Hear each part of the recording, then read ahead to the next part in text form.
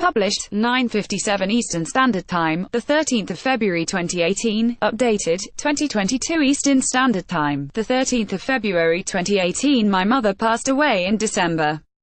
In going through her affairs, I found a post office savings book. It had a balance of £1, 1 shilling and 7 pence in 1954. I have sent this to National Savings and Investments, and it has replied with a letter saying that the value is now £4.88. I find it quite hard to believe that it has made so little gain after 64 years. Do you think this is correct, or has it made a mistake? K.H. via email. Royal sum. My mother's savings book had a balance of £1, 1 shilling and 7 pence. What is it worth in 2018?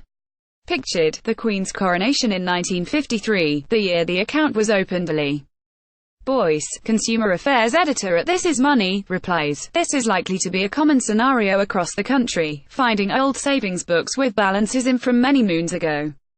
You kindly photocopied the savings book, which was an account opened in a post office in Greenford, in the London Borough of Ealing in 1953, the year Queen Elizabeth II had her coronation. I used the This Is Money inflation calculator to see how much £1, 1 shilling and 7 pence would be worth today, and the answer is £28.67, some way off the savings growth. So how did National Savings work out it is worth £4.88? Post Office savings books were renamed National Savings Ordinary Accounts in 1969, hence why it is NS. From a different time, the Post Office savings book found by the Reedons. A spokesman said, the customer's account was opened in 1953, and subsequent interest adds and capital withdrawals meant that at the end of December 1970, the balance was £1, 19 shillings and 7 pence. In 1971, decimalisation meant that this balance was converted to £1 and 98 pence, and interest was calculated by varying rates of interest, added annually. This was between 1971 and 2008. From here, the customer's investment was moved to the residual account. The interest rate for the residual account is currently 0.1%. He added that when a customer cashes in an investment that was being held in the residual account, its value is calculated by adding 0.1% for each year it was held there. When you cashed in your mother's savings book, the closing balance was £4.88.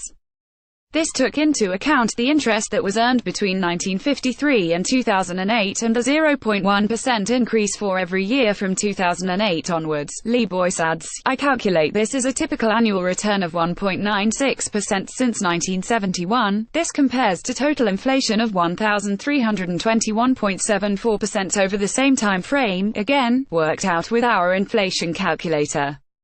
This averages out at 5.78% a year over the 46-year period. I guess it goes to show what inflation can do to your investments and savings if you don't do something to protect them.